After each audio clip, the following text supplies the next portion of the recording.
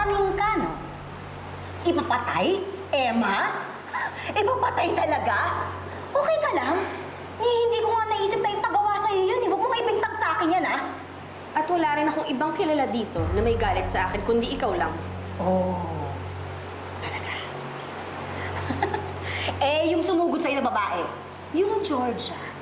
Di ba? Kaaway mo yun? Alam mo kasi, ang hirap kasi sa'yo, dami mo kasing kaaway. Kaya hindi mo na alam kung sino ang gagawa ng kung ano laban sa'yo.